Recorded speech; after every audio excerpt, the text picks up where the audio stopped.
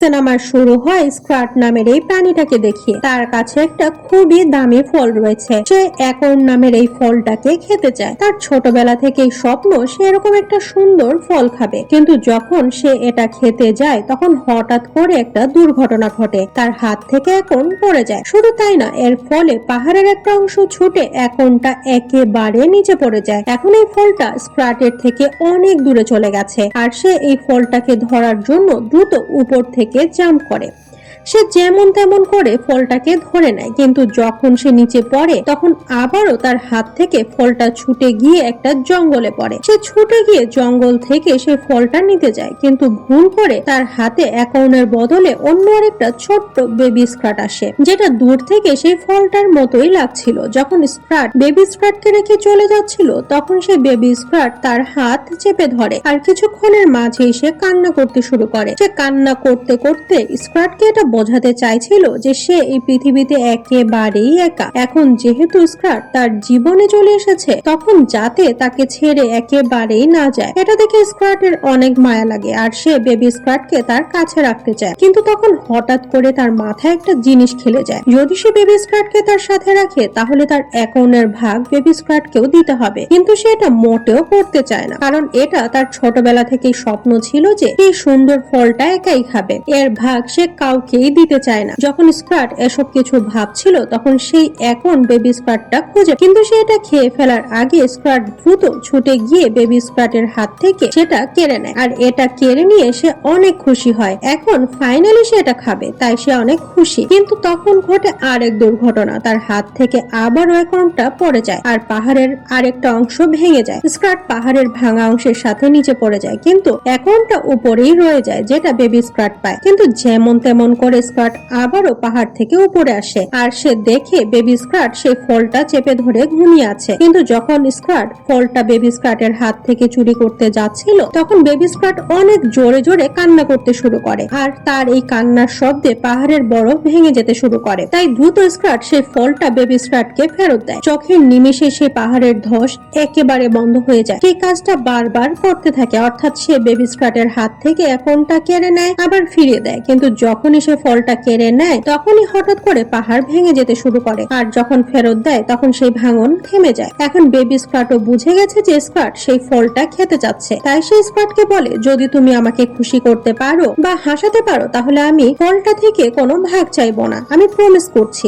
স্ক্রাট এই ফলটা একাই খেতে চায়, তাই সে বেবি স্ক্রাটের কথায় রাজি হয়ে যায়। এখন সে বেবি স্ক্রাটকে হাসানোর অর্থাৎ খুশি করার চেষ্টা করে। সে বিভিন্ন ভাবে নিজেকে আঘাত করে হোক বা যেভাবেই হোক বেবি স্ক্রাটকে হাসাতে চায়, কারণ সে খুব দ্রুতই ফলটা খেতে চাইছিল। এজন্য সে কিছু একটা তুলে তার মাথায় আঘাত করে, শুধু তাই না ভিমরুলের চাক নিয়ে এসেও তার মাথায় আঘাত করে বেবি স্ক্রাটকে হাসানোর চেষ্টা করে। কিন্তু তার মনে বেবি স্ক্রাটকে ঠকানোর একটা অভিপ্রায় ছিল, তাই শাস্তি স্বরূপ বিধাতা তার উপরে আকাশ থেকে বজ্রপাত করে। এখন সে বেবি স্ক্রাটকে হাসানোর জন্য নাচতে শুরু করে, কিন্তু যখন সে নাচছিল তখন পাহাড়টা অনেক জোরে জোরে ভাইব্রেট হওয়ার কারণে তার মাথার উপরে বরফ পড়ে যায় আর সে বরফের নিচে চাপা পড়ে গেছে। এখন সেই ফলটা আবারও বেবি স্ক্রাটের হাতে চলে আসে। এইসব কিছুতে বিরক্ত হয়ে স্ক্রাট একটা প্ল্যান করে, সে যেমন করে হোক বেবি স্ক্রাটের হাত থেকে ফলটা কেড়ে নিবে এবং বেবি স্ক্রাটকেও অনেক দূরে সরিয়ে দেবে। তাই সে একটা ট্রাপ এবং জাল বানায়। সেই ট্রাপের ভেতর একটা ক্রস বানিয়ে রেখেছে, যেখানে বেবি স্ক্রাট সেই ক্রসের উপরে ফলটা রাখবে আর সাথে সাথে তার পা ফাঁদে আটকা পড়ে যাবে আর সে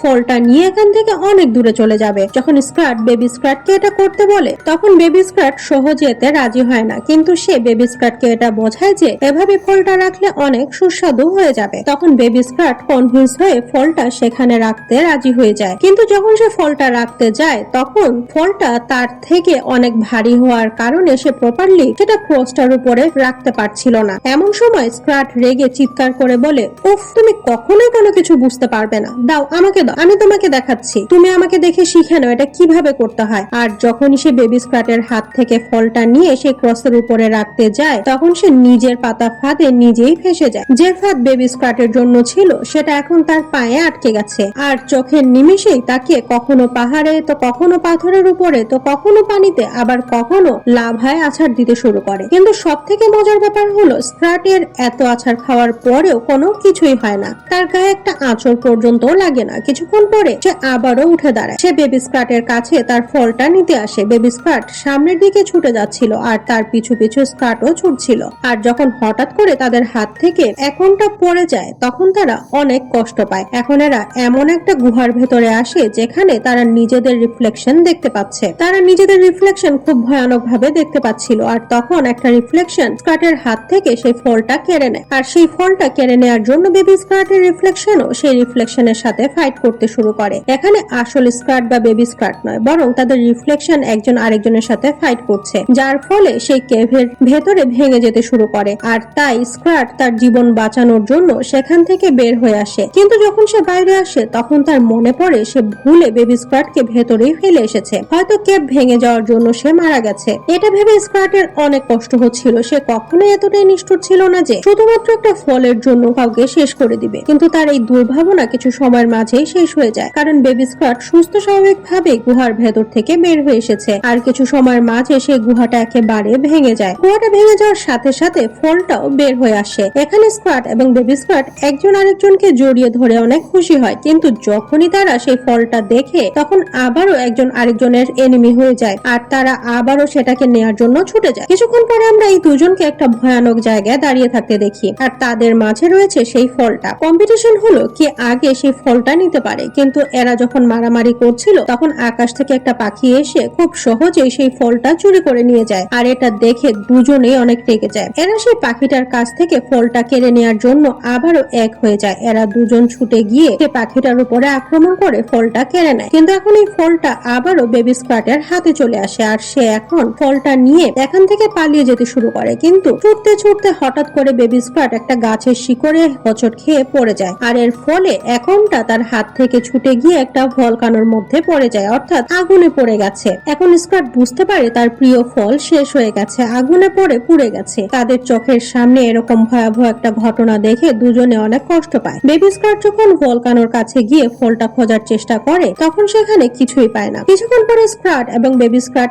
একসাথে মিলেমিশে সময় কাটাতে থাকে, কারণ তাদের মাঝে দুশ্মনী শুধুমাত্র এই অ্যাকাউন্টটার জন্যই ছিল।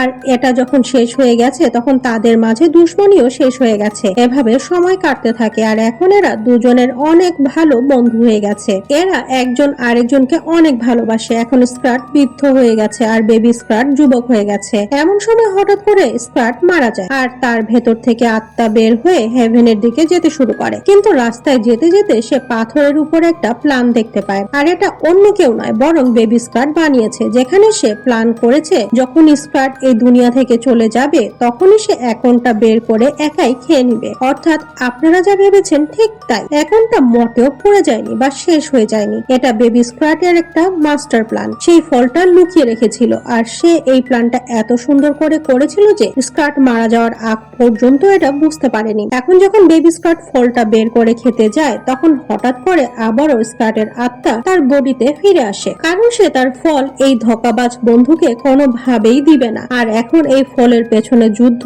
আবারও শুরু হয়ে যায় আর আমরা জানি না এটা কতদিন পর্যন্ত চলবে। আর এর সাথে এই সিনেমাটা এখানেই শেষ হয়ে যায়।